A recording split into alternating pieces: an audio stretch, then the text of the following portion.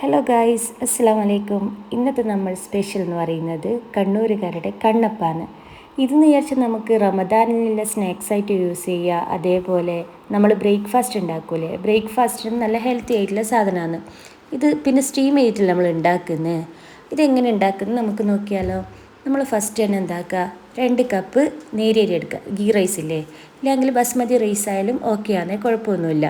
എന്തെന്നായാലും 3 മണിക്കൂറോ 4 മണിക്കൂറോ പൊതിർത്ത് വെക്കണം. എന്നിട്ട് മാത്രമേ ഇത് അരക്കാനെല്ലാം പറ്റുള്ളൂ. കാരണം വെച്ചാൽ എന്നാലും നല്ലൊരു സോഫ്റ്റ് എല്ലാം ഉണ്ടാവുമല്ലോ, അതുകൊണ്ടാണ്.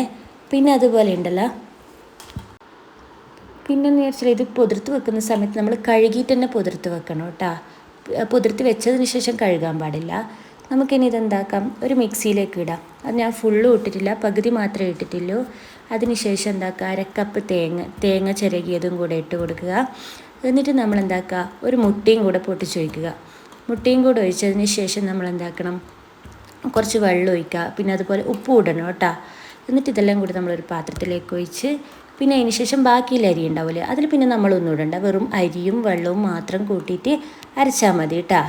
എന്നിട്ട് ഇതെല്ലാം കൂടിയിട്ട് അടവെക്കുക. എന്നിട്ട് നല്ലോണം മിക്സ് ആക്കുക. ഇതിൻ്റെ കൺസിസ്റ്റൻസി എന്ന് പറയുന്നത് ഇത് ഞാനിപ്പോൾ ഇത് ഇങ്ങനെ ഒഴിക്കുമ്പോൾ കണ്ട നല്ല ആ ഒരു കൺസിസ്റ്റൻസിയാണ് വേണ്ടത്. കാരണം വെച്ചാൽ അധികം കട്ടിയായി കഴിഞ്ഞാൽ അപ്പത്തിന് ഭയങ്കര ഹാർഡാവും.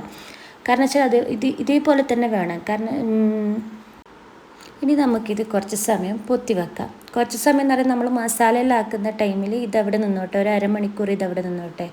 ഇനി അതിന് ശേഷം നമ്മൾ എന്താക്കുക, വേവിച്ച ബീഫ് ഉണ്ടാവില്ലേ, കുക്കറിൽ വേവിച്ച ബീഫ്, അത് നമ്മൾ മഞ്ഞളും ഉപ്പും ഇട്ടിട്ട് വേവിച്ചതാണ്. അതിൽ നമ്മൾ കുറച്ച് മുളക് പൊടി ഇട്ട് പെരക്കിയിട്ട് നമുക്ക് ഫ്രൈ ചെയ്തെടുക്കാം. ഫ്രൈ ചെയ്തെടുക്കണം നിർബന്ധമൊന്നുമില്ല, എന്നാലും നല്ലൊരു ടേസ്റ്റാണ്. പിന്നെ അതിന് ശേഷം നമ്മൾ 2 ഉള്ളി, ഒരു കഷ്ണം ഇഞ്ചി, പച്ചമുളക്, ഇതെല്ലാം ഈ മസാലയ്ക്ക് നമ്മൾ എടുക്കുന്നത്. അതിന് ശേഷം നമ്മൾ എന്താക്കുക, ഒരു പാനിൽ കുറച്ച് സൺഫ്ലവർ ഓയിൽ ഒഴിച്ചിട്ട് അതിൽ ഉള്ളി നല്ലോണം വഴറ്റുക. അതിന് ശേഷം നമുക്ക് എന്താക്കാം, പിന്നെ നമ്മൾ അതിൻ്റെ ഇടയ്ക്ക് നമ്മൾ എന്ത് പണിയെടുത്ത് ബീഫ് അങ്ങ് ക്രഷാക്കി വെച്ച് അതിന് ശേഷം നമ്മൾ എന്താക്കണം, ഇഞ്ചിയും പച്ചമുളകും എല്ലാം ഇട്ട് നല്ലോണം വഴറ്റുക.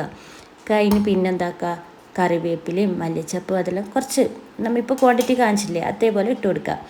അതിന് ശേഷം നമ്മൾ ചിക്കൻ ക്രഷ് ചെയ്തതും കൂടെ ഇട്ട് കൊടുക്കുക. അതിന് ശേഷം നന്നായിട്ട് ഇളക്കുക. നല്ലോണം മസാലയും ബീഫും എല്ലാം കൂടെ നല്ല ഒരുപോലെ ആവട്ടെ.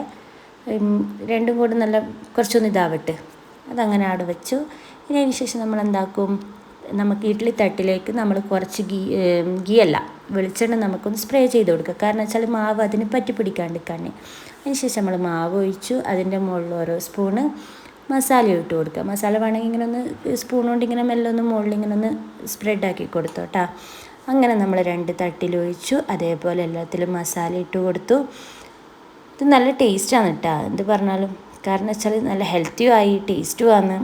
എന്തായാലും ആക്കിയ ആൾ പിന്നെയും ഉണ്ടാക്കാനേ നോക്കുമല്ലോ. അങ്ങനെ ഇത് കുറച്ച് സമയം ഒരു 10-15 മിനിറ്റ് വെച്ച് ആവിക്ക് വെച്ച് വേവിച്ചു. ഇത് സെറ്റായിട്ടുണ്ട്. അതിന് ശേഷം നമ്മൾ എന്താക്കുക, തണിഞ്ഞതിന് ശേഷം മാത്രം പ്ലേറ്റിലേക്ക് തട്ടിയാൽ മതി കേട്ടോ, ഇല്ലെങ്കിൽ ചിലപ്പോൾ പറ്റി പിടിച്ചിട്ടുണ്ടാവും വേണമെങ്കിൽ. അങ്ങനെ എല്ലാം എടുത്ത് അതിലേക്ക് ഇട്ടു. കണ്ടാൽ നോക്കിയാൽ നല്ല പെർഫെക്റ്റ് ആയിട്ടില്ലേ, മാഷാ അല്ലാ. അയവാ, അങ്ങനെയാണ് കഥ.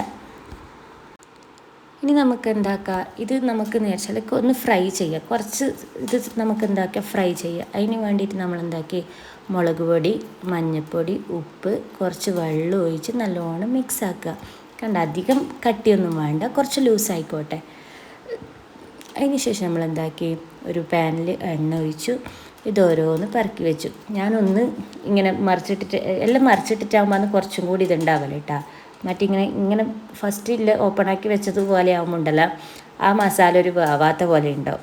മറ്റേന്ന് വെച്ചാൽ ഫസ്റ്റ് തന്നെ അതാവുമ്പം നല്ല ടേസ്റ്റ് ഉണ്ടാവും. ആ ഇറച്ചിയെല്ലാം നല്ല ഇലാവും, നല്ല രസമുണ്ടാവും.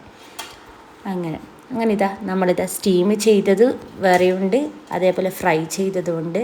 ഫ്രൈ ചെയ്തതാണ് കേട്ടോ നല്ല ടേസ്റ്റ്. സ്റ്റീം ചെയ്തത് ഓക്കെ, നമ്മളിപ്പോൾ ഹെൽത്തി ആയിട്ടുള്ളതായിട്ട് ചിന്തിക്കുന്നവർക്കാണെങ്കിൽ